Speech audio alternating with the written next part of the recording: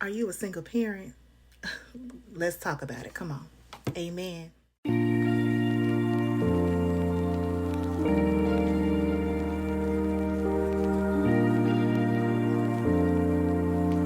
Happy Sunday. This is Posh. Welcome to my channel.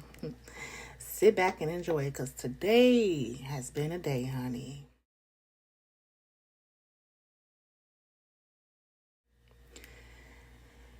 Have you ever had a day as a single mom where you just want to be done? That it's just too hard?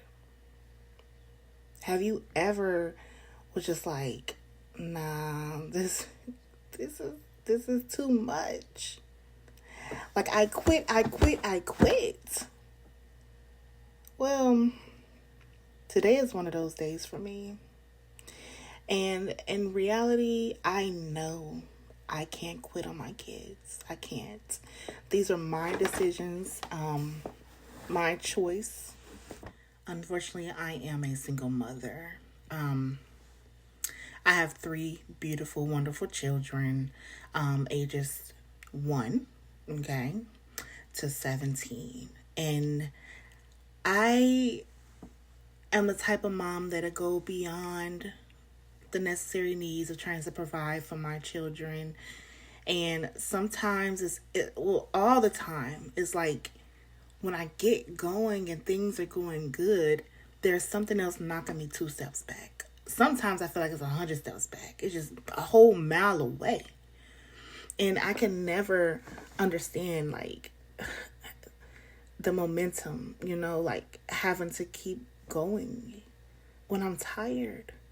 There are days when I don't want to work and just be selfish. There's days I want to be selfish and say, forget these kids.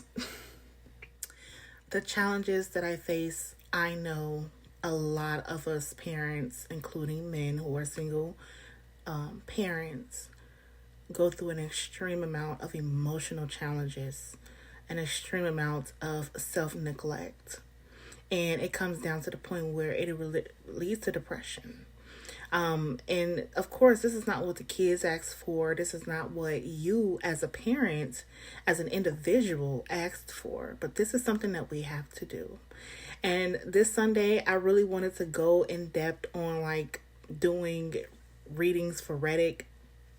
And I'm just like, now something told me like, let's dive into this single life of being a parent, whether you're a mother or father, because I feel like this is something that needs to be shared and talked about a little bit more than what it is. I can say it takes quite a bit of work, quite a bit of support, and many of us don't have a lot of support. And just downright hope. And I know that when it comes to leaning on our Father, the higher power, whoever you believe that to be, it can be a struggle. Saying that, just taking that moment to say a prayer, just say, please, help me. It works. It works. Now, I do have a couple of scriptures. I do have a couple of readings I can read today and share with you to possibly help someone in need. And I actually use them for myself today and on a daily when I need that extra strength and support to say, don't give up. And it really isn't worth giving up on your kids. I don't understand how you can get pushed that far. To start off, let's just clear the air. If you have younger children, they are full of energy, okay? So much energy is just like, okay, I just want to chill out, watch some TV, and they want to sit here and do cartwheels, ask you to play with them, play Barbie or play the Nerf gun. Fine. Early in the morning, here it is 7 o'clock a.m., preparing breakfast, and you want to play. What a joy. And there's nothing bad at all entertaining your kids. It's a must. Let's go to the park. Let's take a walk. Baby, do whatever you need to do to get that energy out of them so that you can give them a nap. I just had to put my 1-year-old down so I can record a video. So she won't be screaming in the video. For the ones that have the kids that are in between the ages of, let's just say, 9 and 13, they're going through some changes, and they may have little outbursts, little tantrums. They're finding out what sports they like, which, if you're a sports mom or dad, that's a lot of work. That's a lot of work on top of you having to work yourself, maybe a job that you don't even want to do on a daily basis. You have to incorporate that schedule of sports into that. And unfortunately, I've never had enough time to get my kids and support and the financial needs of being into the sports. We've tried soccer. It was so fun. There was a lot of support there. But then again, it was me getting off work, rushing to pick them up, to get them to practice on time. With teenagers, you're constantly at a battle. It's almost like either you do or you don't. And I'm talking about the other D word. And it just gets to a point where it's like, dang, like, you don't want to cast them out into the world and let the world take a hold of them. No, you want to give them the essential skills that they need to prepare themselves, which is, driving, getting a license, many opportunity when you get a license that young, and being responsible on the road. Talking about friendship, sexual relations. They don't act like they don't want to hear it, or they don't know you. They don't you don't know what you're talking about. And the whole time you've experienced everything that they've experienced. Maybe not social media wise, because we didn't grow up like that. It was just being introduced. Facebook, MySpace. So you kind of put yourself on the back burner to make sure your kids have the fundamentals of sportsmanship, friendships, understanding them, while all at the same time doing 100 other jobs as a parent. It can be exhausting. Now let's talk about these teenagers. Okay, these teenagers these days, we have spoiled the crap out of them. They will sit here and complain, but can't be consistent with themselves. So you're trying to teach them how to be consistent with themselves, trying to teach them how to get prepared for adulthood, talking about jobs, driving cars, getting a license, and how expensive things are now. And you just feel like overwhelmed because you want to do what's right for them. But at the same time, either you can't afford it or you don't have the time. Dealing with a teen or kids in general, it takes quite a lot of patience from you. And some of those tactics of having patience, you were not even skilled on. Like, you didn't know anything. Every day is something new as a parent. There's nothing a book, a quote, or anything can do to get you prepared for what's going to come until it comes. Then you have to kind of take a moment to step back to analyze things in order to have a better approach to where it won't damage your relationship with your kid or damage their self-esteem, or hell, even damage your self-esteem. There are plenty of days where I am contemplating, like, dang, why does parenting have to be so hard? Why is it so, and it's very detrimental to your health if you're not willing to be patient with yourself. I believe we need to start an actual movement of save the kids from social media. I'm pretty sure people will agree. Save the kids from social media. Because it's so much delusion in the world. And it's hard as a parent to get this through to kids when they're constantly seeing it thrown in their face. It's all about money. It's three things: money, luxury life, and sex. Prove me wrong. Social media, what has social media done to influence our children? Those three things. And it's outrageous that when we're trying to be realistic with our kids, that there's something contradicting that's constantly there more than we think that we're doing for our children. And it needs to stop. And let's talk about how the kids don't really careful working, because with all the social media, they're just so hooked on, oh, I want to do this, I want to own my own business, I want to be a content creator, and them not knowing how much work has to go in and how much consistency and how much dedication has to go into it. I mean, just simply recording this video, recording a video is fine, but editing it and trying to make sure that you're coming across things that'll make the video do well, that is a skill, and that takes being consistent. That takes for understanding that you're gonna have good views one day, bad views another day, and then the expectations and qualifications to get you into a content creator program to get you paid. These people are presenting something that's so false that our kids are being brainwashed. Don't let that discourage you when it comes to social media and trying to control your kids and what they're seeing, what they're viewing, what's being taught to them. Try your best to monitor as best as you can, but also understand that they're going to be able to see and do things that you were trying to keep them from doing, which become disappointment. That's one expectation. Children will bring disappointment. And we have to understand that that is okay, and that's actually normal. There's a scripture, 2 Corinthians 7:10, and it says, but God says, any distress that brings us closer to God is nothing to regret. That's why when I have those thoughts like, oh my God, I don't want to do this, or I'm feeling stressed out, or, this is not something I planned, to not worry about that. Let God get those kids. And I'm hoping that those scriptures really help somebody and can really lay with someone today. And that it follows you throughout the week. Because I'm telling you, like, reading those scriptures really did help me. Sometimes just opening up the Bible and or finding related scriptures that can relate to your situation really does help. This Bible is ages old. So these situations that we're going through has been going on for a whole long time. And I think the hardest job that I have ever had in my lifetime is raising children. Every other job come with a template, a training manual, a training course that they pay you for.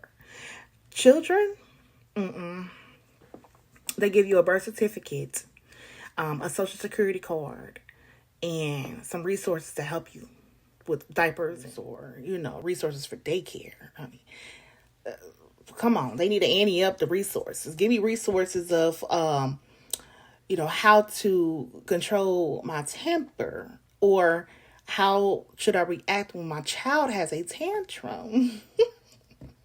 Now, I haven't dealt with like the tantrum part a lot because I just nip that right in the bud when they start, and that happens around 2 or 3, between 2 and 5 for some people. But that's the least of my worries. Let's talk about the crying, constant crying from babies when they are annoyed or they don't know how to control their feelings, which is so cute. And sometimes it's just so cute when my 1-year-old do that, and I'm just like, dang, this girl's tired. I don't even take it to heart anymore. After 3 kids, baby, she tired. Even some cries I can just ignore and just let her cry it out. Just let it easy and take it easy. I feel like also too, as the kids are getting into like their puberty stage and getting into their teenage years, have a little manual about what to expect from kids, like them liking boys or little girls, how to deal with that. Because some parents lose their whole mind when their kids start liking other kids. And I'm just like, they're human. And I tell my kids all the time to express their emotions. I don't care if nobody likes it or if I take it a certain way. I have taught myself to remove myself from a situation if my kids tell me something that I'm not liking or it throws me aback. Like, yeah,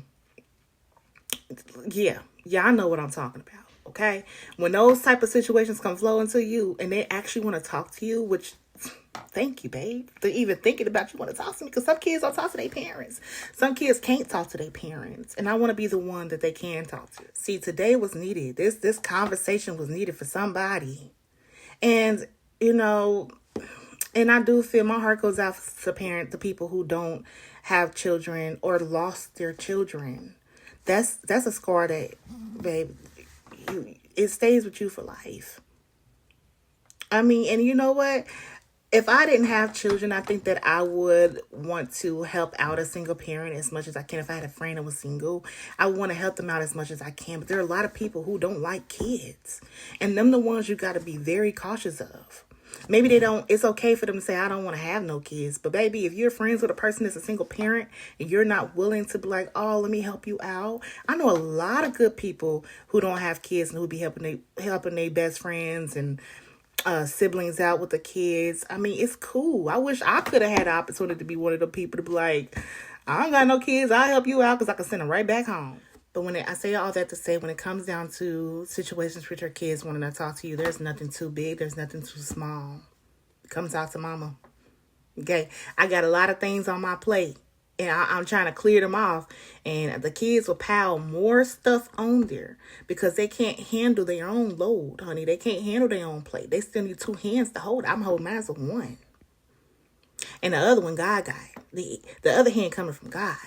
So I can deal with it. Just come to me about it. And parents, I express this wholeheartedly and thoroughly with you. Let your kids come to you about anything. And if they don't feel comfortable, baby, there is something wrong that you need to fix it now. And sometimes it's not even about what you're doing. It's the influence they're getting from other people. So you got to nip that in the bud quickly. You are not their friend.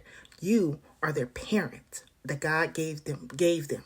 So now to my parents who are at their bottom of the barrels, like you just like, I'm giving up. There's one thing I want you to understand. It's okay to give up and just let go of things for a day or two. Talk to somebody. Talk to your grandparent, a mother, sibling, a friend. Hey, talk to your pastor, your cousins. Somebody's there to listen, but have a plan to be like, I got to get up and do something. I need clean up the house, listen to some music, have the kids help you clean up, even if they don't want to. There are some times when the kids have to constantly tell them to clean every day because they don't clean right. I'm not going to sit here and argue with you. If you want to live in a dirty home, well, that half of the house is going to be, that's where y'all at, it's going to be dirty. I can't stress myself out enough to just simply do a task of cleaning. Make they butts clean. Don't feel like you're a slave in your own home, because I know how it feels to feel like you're a slave in your own home, okay? Get out, go to a park. If it's rainy, tell the kids, put on something in the back room or the living room if you only have that one TV, and go to your room. Read a book. Look up some inspiring things. Look at TikTok. It's funny. I enjoy TikTok.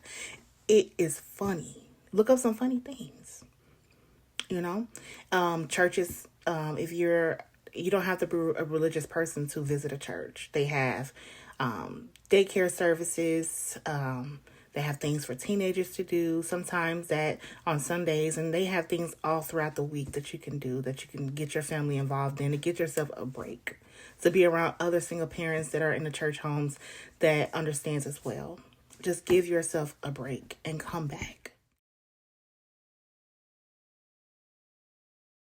And speaking of work, okay, on top of having to do an hourly job to just make a living, to live and prosper a healthy life as best as you can, you're still having to be a mother or father to children, and it's rough. It's rough. Even if you think you're doing a bare minimum, even if you think that you're doing a max, you're the best parent, baby, it's hard. Nothing can compare. Nothing can prepare you.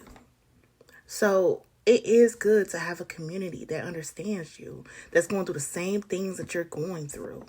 You know what I'm saying? They can give you encouraging words and let you know that you are on the right path. You're doing everything that you can do, and do not stop.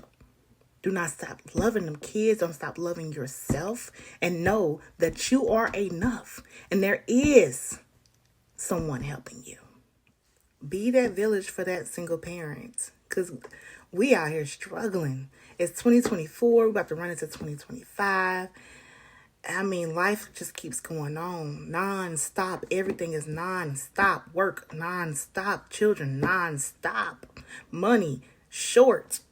But they they want us to still pay them bills. That's non-stop. It's, and you're always going to experience taking that foot forward after coming out of a hard situation. Expect something to bring you backwards and have a B plan, a plan C. Baby, you know how much Instacart and Sparks I've been doing? My new job start in the middle of January. And I was working with another one working from home. And now these work from home companies paying pennies. They're paying pennies because you're sitting in the comfort of your own home. No, no, no, no, no. It's still the same amount of work. And I'm sitting in my room, working. And then there's internet issues. I leave you with these words to understand that your child needs you and you need your child. You were giving these kids for a reason, and you need to take a hold of that.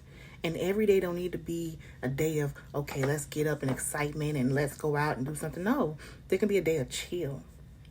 Express to your kids that, hey, mommy is tired or daddy is tired. Hey, whatever y'all need, I'll cook this. Or maybe you guys they're old enough to cook something on their own, or, pitch in on dinner night. Have them help you, but don't keep the burden on you. Allow them to help too. Allow your kids to be included. And having them being included also shows that, give them some skills that they never had, or, give them skills for a long time. There's always a plus side to it, regardless of how bad things may seem. Another thing that helps me get through the day is understanding that there is someone out there that's going through something worse than I am. I may be frustrated with my kids today, but there's someone who has lost their children today. There's someone who has lost their mother today. There's someone who has lost their sibling today. And it really makes my heart just cry, because it's like I can't complain too long. Complaining gets you nowhere. Taking action is what really gives you strength and confidence. And just fall back sometimes. Don't fight with your kids. Don't fight with people outside your household. Don't take a business to everybody outside your household. Form a unity of trust with you and your child, no matter how old they are or how young they are. This is something that needs to be established in the household. Being a single parent does not mean that you have to neglect yourself. Always still take care of yourself, because if you can't take care of you, how can you take care of anyone else? And I tell my kids this all the time. If there's a day when I'm just not feeling all right, hey y'all, I'm tired. I just need to lay down. I don't take naps as often as I should, but when there's a chance for me to get a nap, I will. I don't care if it's just for an hour. Or there's a time where, I don't feel like getting out of bed, or I'm just feeling, it's okay. We are humans. We were born into sin. We are born flawed. There is no one that is exceptional.